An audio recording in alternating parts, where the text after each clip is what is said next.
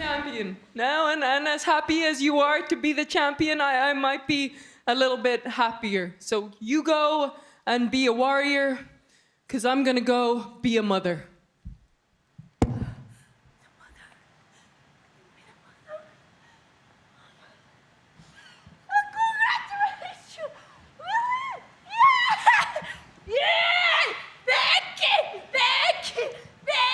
What's going on YouTube? It's Sensei, a place to be chilling with Mr. A&E, back here with another Raw review. This is the Raw after Money in the Bank, and I have to say, man, this Raw was full of surprises and stories, and Raw actually shocked me tonight. So Raw starts off with Becky Lynch coming out, because Becky Lynch was supposed to confront the winner of the Money in the Bank match, which was Asuka. But Becky Lynch is coming down with the Money in the Bank briefcase. So, you know, you're sitting there thinking, like, what's going on here? Asuka clearly won the Money in the Bank briefcase, so what's going on? So Becky Lynch comes down and puts the Money in the Bank briefcase on this table. And I'm like, what's going on here? And as soon as she started talking, I can feel the raw emotion of Becky Lynch. And I'm just like, she's either injured or pregnant. That's the first two things that came to my mind, and I was just like, she's giving up the championship. So I'm sitting back and I'm listening, and then she's talking, and she says that, you know, that she loved the business, and she walked through the Performance Center in this year, I think it was 2013, and then she just loves everything about the business today, but she has to go away for a little bit. And then as soon as she said that, Asuka comes out, storming out, which I expected her to do because she has her briefcase. And she comes out, and then she says, you know, Asuka, when you was in the Money in the Bank ladder match, I said, you won. And I couldn't see anybody, you know, you the only one who beat me and took me to the limit. And I'm glad that if anybody won, it was you. Because last night you wasn't fighting for an opportunity for my championship, Money in the Bank. She opened up the briefcase. You were fighting for the championship. And then so Asuka was like, wait, I'm the champion? I'm the champion? And Asuka is the new Raw Women's Champion, and she's going around and she's celebrating like, I'm the champion, And she really takes a lap. She goes out the ring, goes up to the announce table, to the announce table, celebrates, and comes back down. And then she says, you know, I'm really happy for you. And now you can go on to be a warrior, and I'm going to go on to be a mother. That's how she dropped it. And Asuka was just like, yeah? Like, Becky. She started celebrating Becky and everything. And Becky Lynch is pregnant. So Becky Lynch is taking time off, obviously, to go, because you can't wrestle when you're pregnant. And I'm pretty sure it's like, okay, she probably is still towards the end of maybe, well, not towards the end of the first trimester, but she probably found out that she probably wanted to keep the baby. I remember there was a time before that Becky Lynch had what was pregnant, and the rumor was that she had to get rid of it because, you know, for her career, that was early in her career. But now Becky Lynch has been the man. Becky Lynch has been on top of the world. She's been the most popular women's champion on the television for like the past year and a half. So if she wants to go have a child, I completely understand that. And I know people are upset that, you know, that she didn't put nobody over. I'm just like, but the way it happened, Asuka was the only one to have beat Becky Lynch. Shane never beat Becky Lynch. Nia Jackson beat Becky Lynch. Definitely not Carmella, Dana Brooke beat Becky Lynch. Or, you know, all the women in that matchup. Asuka is the only one to have taken Becky Lynch to that limit and beat Becky Lynch multiple occasions. So it just feels right that it's Asuka that wins it. So that was a powerful announcement to start off Raw. And I'm happy for Becky Lynch and Seth Rollins, you know, have a child. Next up, we get Bobby Lashley taking on Humberto Carrillo, and this is a no disqualification match to play up of the gauntlet match where Bobby Lashley got disqualified facing Humberto Carrillo. So this matchup is Lashley dominating. He has Humberto on the shoulders on the outside, and then he crashes Humberto into the steel post, and then Humberto tries to get out of it, takes a steel chair to Bobby Lashley, hits him in the stomach, and then he tries to go springboard off the ropes, but Bobby Lashley catches him in a full Nelson, and then Bobby Lashley makes Humberto Carrillo tap out with the full Nelson. Now, you know, it's ironic that I actually using the full Nelson because he was the only one that beat the Master Lock Challenge, which nobody remembers now. But when Chris Masters was a thing back in 2005, 2006, Bobby Lashley was the only one to beat the Master Lock Challenge. So him coming back and using the full Nelson, I thought that was pretty cool. Also, you know, backstage, I mean, now this happened a little bit later, but I'm gonna combine it right here.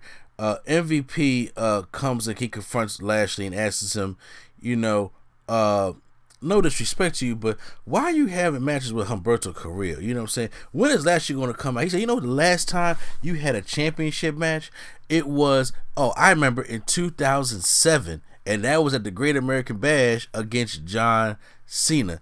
And Lashley in WWE has not had a championship match, he's been a champion, but he has not had a WWE championship match since. So MVP was like, when is the real Lashley going to come out? So as he walks by, he sees Lana, and he says, hey man, if things don't work out with you and Lashley, you know, you could give him my info. And then Lana, with her acting skill, was like, screw you. And then I was just like, oh, Lana, I feel, oh God, I can't wait till they break them up. And I'm so upset that Rusev is gone. And I'm just like, and Lana is still here. I mean, they probably should have went out as a package couple. So there's some argument backstage between Selena Vega's group, and then we come out. It's Angel Garza after commercial break. It's Angel Garza taking on Akira Tozawa in a really quick kind of matchup. He hits the wing clipper on Akira Tozawa and then wins the matchup.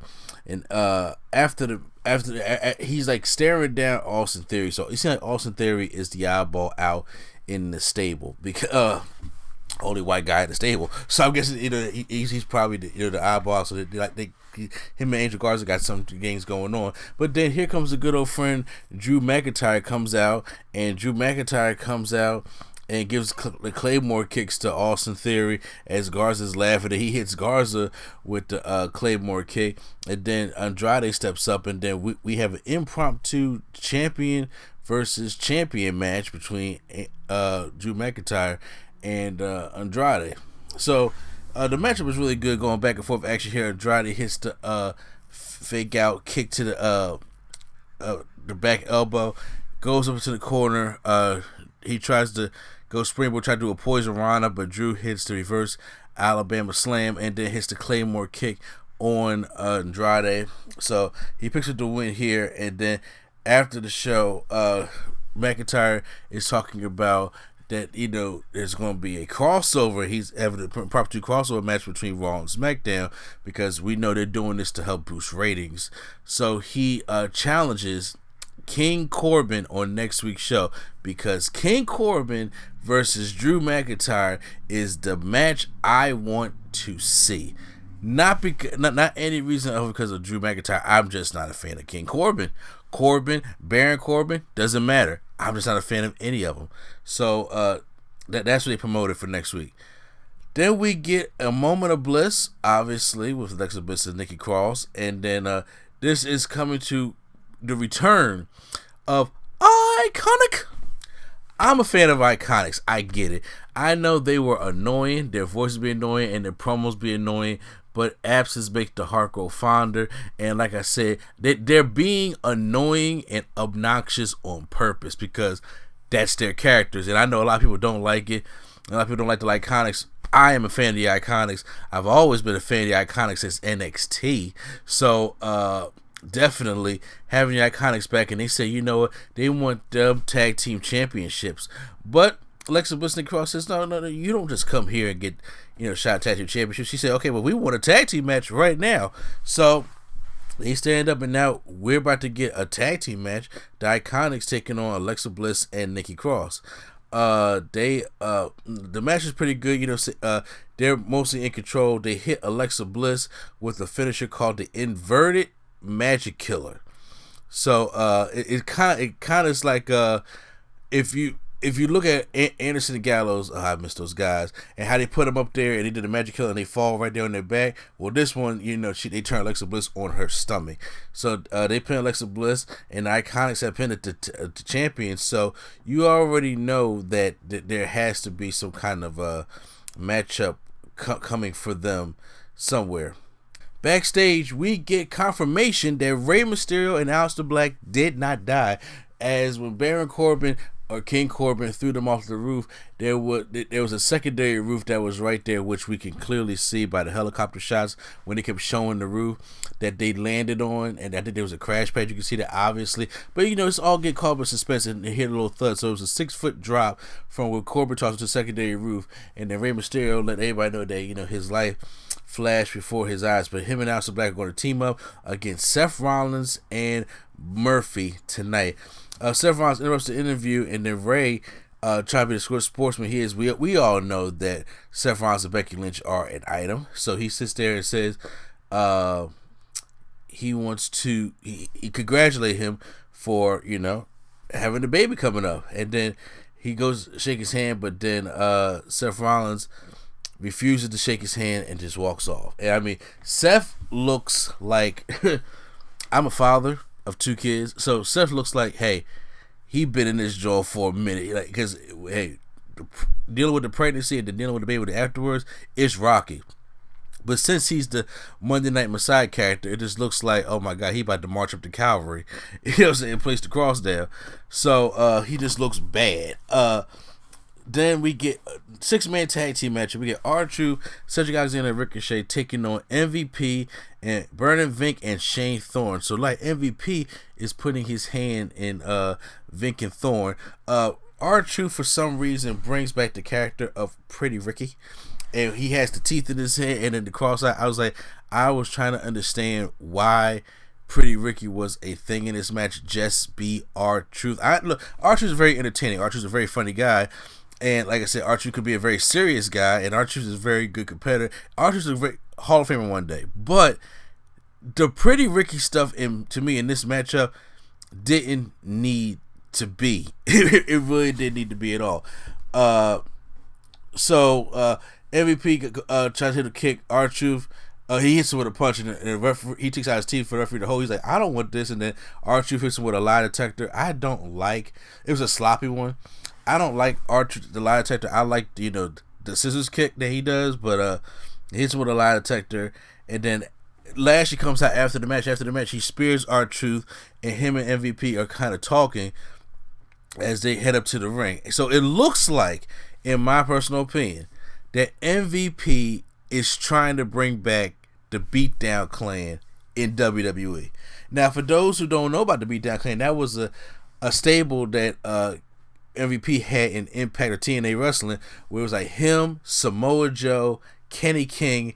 I can't remember who the other guy was. So it looks like he's trying to get you get yourself the champion, you get yourself the mid card, and you get yourself the tag team. So it looks like he's going after Vink and Thorne to have them as the tag team, which I thought look, to be honest with you, you could have had like another nation. You could have had like Ricochet and Cedric as your tag team, and then have Lashley as champion, and then have Apollo Crews as your mid-card guy. So, but no, it looks like MVP is going with Vink and Thorne, because I think Ricochet and Cedric work better as faces anyway.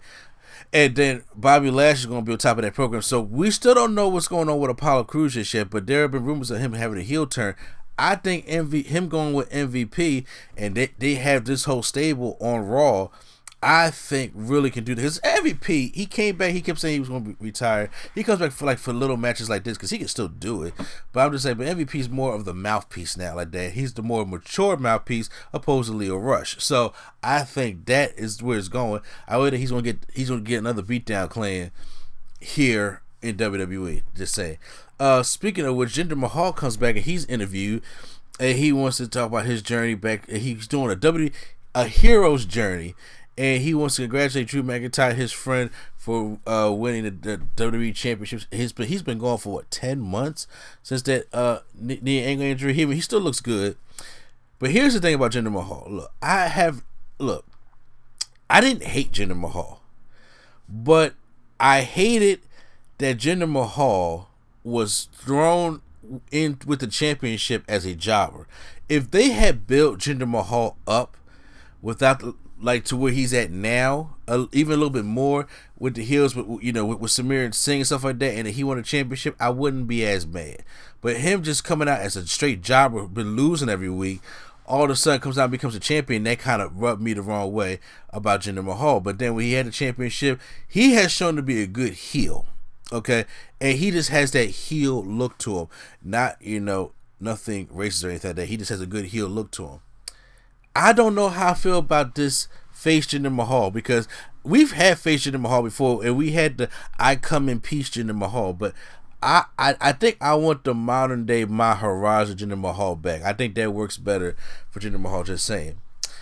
Shayna Baszler was also interviewed backstage, and she says, everybody was asking her how does she feel about Becky Lynch having, being pregnant, and then she was like, "You mean to tell me that somebody would just throw their whole career away? The top woman in the company would just throw her career away to have a baby, to have a little parasite in her?"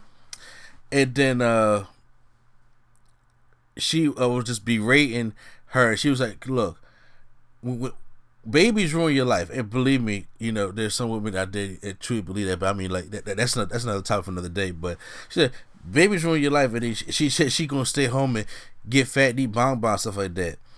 And then she said, and you know who the baby dad is? That's what I thought. And then walks off. Now this happened later on the show, but I'm gonna combine it here because we have Natalya comes back, and Natalya comes up to Shayna Baszler, and she utters the words, "Do you know how bad it looks for you to disrespect the miracle that is motherhood?" Wow, that whoo, took it aback by that one.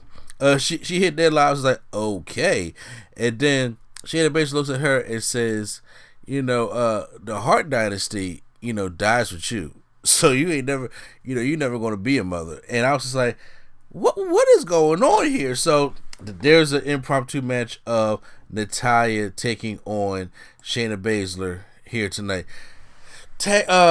We have a commercial for the last ride, which I need to see, which I will talk about on the No Gimmicks Needed Wrestling podcast, which I know has been in a disarray since I've been sick, and I've been trying to get episode 140 up to you guys, and then last ride will be on episode 141.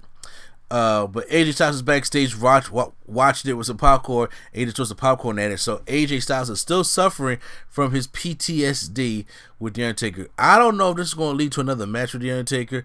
And don't do nothing at Backlash. Don't do nothing at Backlash at all. I really think Undertaker should hang it. If Undertaker's going to keep trying to go at this stuff, he needs to hang it up at Survivor Series. He came in 1990 at Survivor Series. In 2020, you leave at Survivor Series and call it a day in November. That's why I think it should be. Aleister Black and Rey Mysterio taking on Seth Rollins and Murphy. So Aleister Black and Rey Mysterio come down. They obviously not dead. And then Seth Rollins is just come down. He has no robe, no jacket, no nothing. Just coming down the wrestling gear, hair's all messed up, and he's just dragging his feet down to the ring. And Murphy is just looking at him with the side eye, like, what's going on here? He just stands on, and Murphy's in the match. He's taking all the heat. He's going up against Aleister Black. He's going up against Rey Mysterio, and Seth Rollins is just standing on the apron, just in a catastrophic state, and he does not get involved in the matchup at all. And then when somebody's in the corner, like Aleister Black, he just turn his head over and look, and then go back, and that's all Seth Rollins doing the whole match. Is Murphy is taking on the brunt of this matchup. So Rey Mysterio comes in there and he slaps Seth Rollins off the apron, and then as Rey Mysterio's about to hit the 619 on Murphy, Rollins catches Mysterio and pulls him out the ring, which causes a disqualification. Since when? This is a tag team matchup that Seth Rollins is Murphy's partner, unless they counted like, hey, this is a handicap matchup. But I'm just like, it doesn't make any sense at all. I was like, okay, I don't know why I got disqualified. But then Seth Rollins starts beating Rey Mysterio, and then Murphy's about to come in. He says, no, stay the hell back. And then Seth Rollins has Rey Mysterio's head, and he is pushing his head into the corner of the steel step, his eye. So he's putting his eye right into the corner of the steel step, and Rey Mysterio starts bleeding and everything, and then Seth Rollins just starts walking off. And everybody's like, what was all that about? Backstage, we get Aleister Black right there where we're still trying to check to see if he's all right. You hear Seth saying, where's Ray? Where's Ray? I need to talk to Ray. And then he comes in there, and then all of a sudden he's looking at Seth Rollins like, what? You got some nerve coming in here. And then him and Murphy start fighting, and Seth Rollins walks off. So it looked like Seth Rollins has like a split personality going on right now, because Seth Rollins was outside, was like, it's not your fault, Ray. It's not your fault, as he's pushing his eye into the stairs, and now he's looking for Ray to see if he's okay. So I don't know what this is kind of leading to, what's going on with the Messiah gimmick, what's going on with, is it like Seth Rollins, the human, and the soon-to-be father is trying to fight the Messiah, Seth Rollins? Like, I don't know what's going on, so it makes it very interesting. The Street Profits challenged the Viking Raiders to a game of basketball, because the thing is, anything the Street Profits can do, the Viking Raiders can do better. I was looking at this segment like, oh my god, this thing is going to suck. And so I watched the segment, and I'm thoroughly entertained by it. The Street Profits are beating the Viking Raiders, are doing all this trick shot stuff like that, and then seeing the Viking Raiders try to play basketball was hilarious. I was sitting there dying. Even my wife was laughing. And then the Street Profits won 72-2. Viking Raiders made one shot. They're like, we won. He was like, no, y'all didn't at all. And after the commercial break, they come back, and then it shows that, okay, well, we let y'all win, because then Ivar starts baking threes, and then he takes the time and actually dunks the basketball. Obviously, you can tell that he's not really shooting this ball, or he could be. I don't know, but and then he dunks, and he was showing you that anything you can do, we can do better. Now, I don't know why they didn't just implement that and just beat the Street Profits in a basketball game and let the Street Profits win. So I don't know if they're gonna get any more of these segments, like they're going to go out there and do some crossbowing or do some Viking stuff next week. I don't know, until you lead up to a tag team match at Backlash, which is probably where it's headed. So I'm curious to see what's going on next with the rivalry of the Street Profits and the Viking Raiders. Shayna Baszler's out, and then she goes against Natalya, and then she hits Natalya with a knee strike and beats her in the ring, and Natalya has a tantrum in the ring after losing to Shayna Baszler. Don't know where this is leading to, but last time I seen a tantrum by somebody Christian, I didn't like it. King Corbin was interviewed about saying next week, but he said that he threw Ray and Aleister Black off the roof because he did what he felt he had to do to win the matchup. Maybe if you had just went up the ladder and grabbed your briefcase and stopped Asuka from grabbing hers, maybe you wouldn't have this problem. Just saying. Main event time. Edge is making his return to Monday Night Raw since WrestleMania. And Edge comes out to the ring and he says, look, I'm not interested in facing Randy Orton anymore, which kind of contradicts the promo that was here. Talk about he gonna be on the hunt for Randy Orton. And then he says that I got my pound of flesh at WrestleMania. And then Orton comes out. And then he comes out and says, you know what, Edge?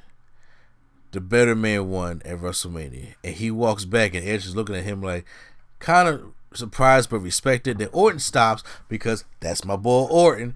And he comes back. He says, look, I can't do it.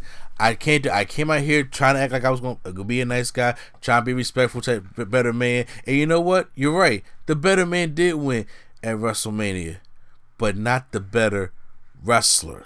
He said, yeah, you had a last man standing match. You picked the match. It was on your terms. That was a fight. And as you smashed my head in, yeah, I didn't get to the 10 count, but that was a fight. And he says, look, you haven't been wrestling for 9 years. Since 2011, he says, yeah, I know you talk about you got grit. Yeah, I know you got passion, but he said, hey, when it comes to the grit, that's not going to help you. When it comes to the passion, that's not going to knock off the ring rust. You may got all that stuff like that, but can you still wrestle? So I'm offering you a challenge. And he says that, you know, after the last man standing match where you crushed my head in, it didn't take me 9 years to recover. So, Orton at Backlash wants to challenge Edge to a straight up wrestling match. After we go from a last man, see, this is one thing I don't like about rivalry sometimes, is that when you have the big brawl kind of personal fight match in the last man standing match, or a hardcore match or Hell in a Cell, and then you go back to a regular one-on-one grappling match, that kind of bothers me. But for this storyline sense, I get why they're doing it this way. So Orton wants to say, look, I'm the better wrestler, and I want to have a better wrestling match. And then he says, so what do you say? Then Charlie Caruso gets in the ring because Edge is not responding. And she says, Edge, what do you say to that? He doesn't respond. And then she says, well, if it does happen, this could be the greatest wrestling match ever. Period. Said no one ever. No, look, I'm a fan. Randy Orton is in my top 5 favorite wrestlers of all time. Okay, and I've said this on my podcast before. Nowhere in hell is Randy Orton and Edge going to be the greatest wrestling match ever. They are just, to me, when it comes to Randy Orton and Edge, if they're not having those kind of last man stand, because having those last man standing matches, that's what I was talking about, like with the last man standing match, and that's why a lot of people didn't like it, because those guys, they don't, I'm not gonna say mix well, but I'm just saying, but they just don't have those star-studded matches or those 5-star matches. And now Charlie Caruso putting the pressure on him, saying could be the greatest wrestling match ever. I'm like, did you not see HBK versus Undertaker at WrestleMania 25? Did you not see Owen Hart versus Bret Hart at WrestleMania 10? Like, come on now. I'm like, no, it's not going to be that, because Randy Orton does a slow pace, Edge does a mediocre pace when it comes to wrestling. So I'm just like, it's not going to be there. But Edge is going to accept the challenge, I know.